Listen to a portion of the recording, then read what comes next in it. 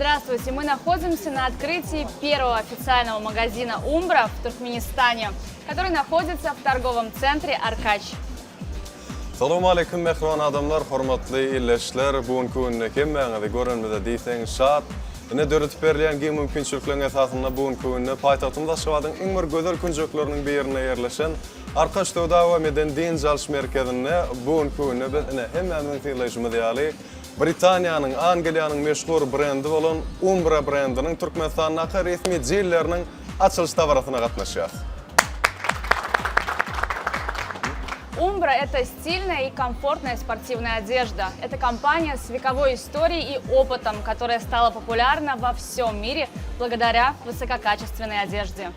Umbro diýlende näme gödügümde gelýär mehribarlar? Ilki bilen ýokary hil, şol ýokary hile münasip bolýan we öz durmuşyny, öz stilini tapan adamlar gödügüne gelýär. Edil şu sebäpden mehriban adamlar 1924-nji ýylda esaslandyrılan bu uly kampaniýa inni biziň ýurdumyzda häzir wagtda bir asyr ýaşap dünýä ýüzüniň dürli adamlaryna hyzmat edýärdi. Inni biziň türkmen watandaşlarymyza da nesip bolsa şu ýerde şu sowda merkezine hyzmat eder. Umbro более 80 лет была одним из главных поставщиков английской премьер-лиги. И сегодня этот бренд в Туркменистане. Ýene bir bellep geçmeli zadyň biri Angliýanyň Premier Ligasynyň 80 ýyllap esasy hyzmatdaşy we partnýory bolan şu beýik brend Umbro brendi indi biziň watandaşlarymyza da el ýeterli bolup durýar. Nerden almalygyny, näkel saýlaw etmeliligini elbetde mehribarlar özüňiz bilýäňiz. Häzir az salymdan ýene de üstünde durup geçeriz. Добро пожаловать на торжественное открытие, и мы приглашаем вас для того, чтобы порезать ленту. Bu ýerdäki ähli adamlar hoş gördük diýär, hoş geldiňiz, hapa geldiňiz. Indi bolsa şu pursatda ählimiz uly joşgun, uly şatlyk, şowkun hem de hormat bilen açyş tawarasyny resmi taýdan açmak üçin ähli dawarlarda bolşýaly biziň lentamyzy kesip bermek üçin Silap Nurmuradowy, Thomas Patrick, Mr. Thomas Patrick, şeýlekem Yusuf Oradowy şu kampaniýanyň Türkmenistanyň resmi jillerleriniň we şu dükanyň ýolbaşçysyny hormat bilen çagyrýar. Başlaýar. İşte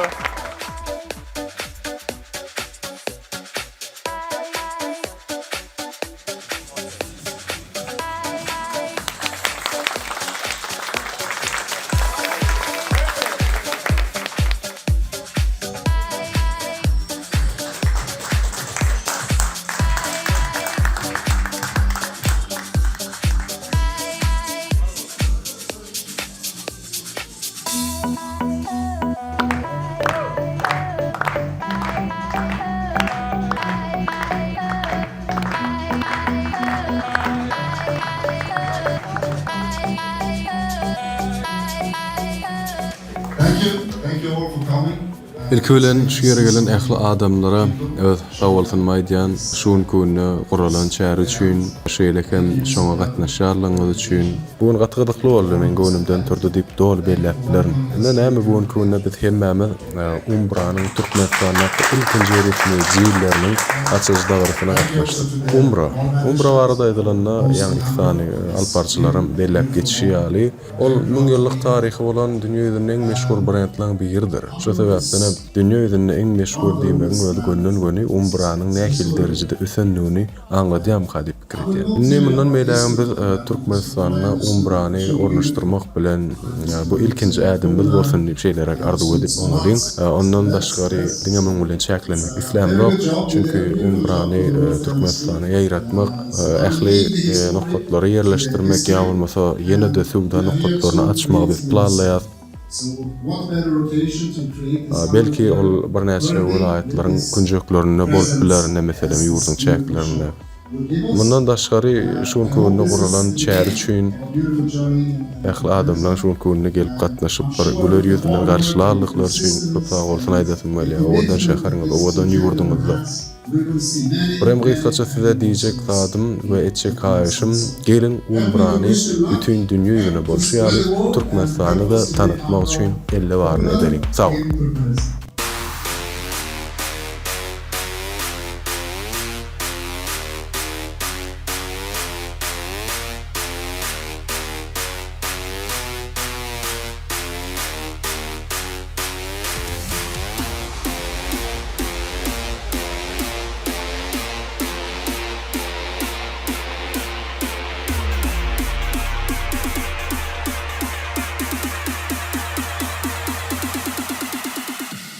guests, dear ladies and gentlemen, and now our distinguished guest from Dubai, distinguished guest from Dubai, Mr. Thomas Patrick. Sir, nice to meet you Nice in to meet you too. Turkmenistan. Thank you. And do you like our Turkmenistan, our city, our capital? Firstly. My first time in Salam, Turkmenistan. ben Thomas Patrick. Ben Türkmenistan'a ilkinci gelip geldim. Elbette sizin bu azayip şeherini görüp hayran aldım. Menne gati uluy tesiri kalırdı. Şeherinizde men ulooda ve piyada geliriz ettim. Ören üç köşük ve oğudun şeherini var ki.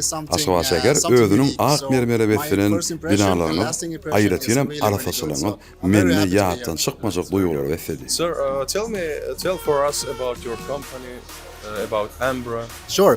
Well, Umbro is one of the Bilçinge oldest diýäli dünýä existing belli sports brandlaryň brands biri today in Umbro the industry. 1924 We are ýylda turning 100 döredildi. years. Şunam This year, ine 1924 döredilende was the bir afar foundation. boldy. Thank you very much. So this is a beautiful birthday present to the brand to open this first store in Turkmenistan. Today Umbro globally is working with 5 Mäli Premier Montreal League Umbro, teams. Beýik Britaniýada spordun, also futbol, the England regbi Rugby ýaly we Federation, başga da and bir we are näçe sponsoring teams guruluşlaryň all around the himayetkäri. world. So it is a very strong brand which has a very big sports marketing portfolio, and we hope to replicate the same in Turkmenistan, working with Football Federation, working with football clubs and other sporting organizations. Yeah, we would like that. And sir, for last, what your plans in future in Turkmenistan? Well, we hope to grow the business here. You know, that's Biz why we are here. gelecekde That's why I Türkmenistan'a personally giň came here ýerinde with my hyzmatdaşlyk team to ösdürmegi oversee this gözüne opening. tutýar. And hopefully, inshallah, if everything goes well, you will see more Umbro stores coming up in Turkmenistan Ünfereň in a çünkü very short sağ time.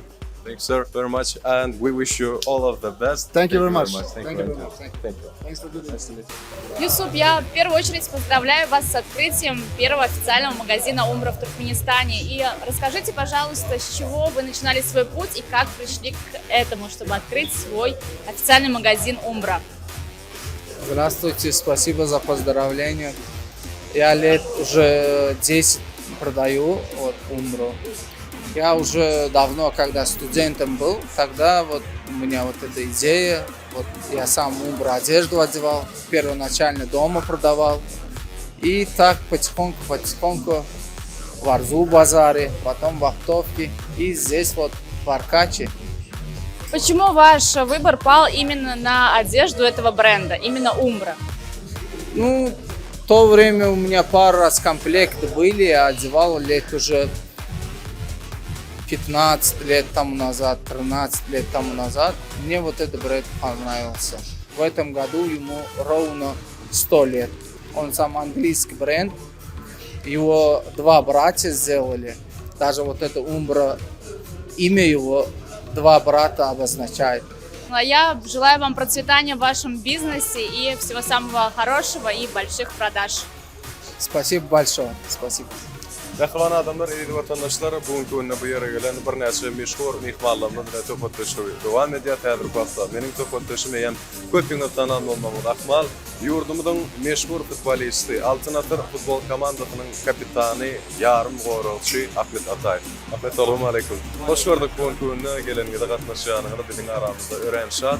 Siz häzir wagtda professional görnüşde hem şunuň bilen näçe ýyllar meşgullanýan futbolçy hökmünde Umbra brand model hakkında ne fikir ediyor? Assalamu alaikum, qadrli tomoshachilar. Şu Umbra meşhur brendi bolup, öňler birinji brend hasaplanýatda, şunu öňler geýilýärdi. Yani ýurdumyzda Umbra brendi gelen hatta dogry aýtsak, begenýär. Ne diýip bolsa, hem tomoshachilara, futbol oynayan oyunçulara, sportsmenlere teklif berýär. Häzirki wagtda bilşime diýäli 80 ýyl berdi Angliýanyň Premier Ligasynyň bir näçe klublaryň sponsor diýär-de. Ýani Umbra model.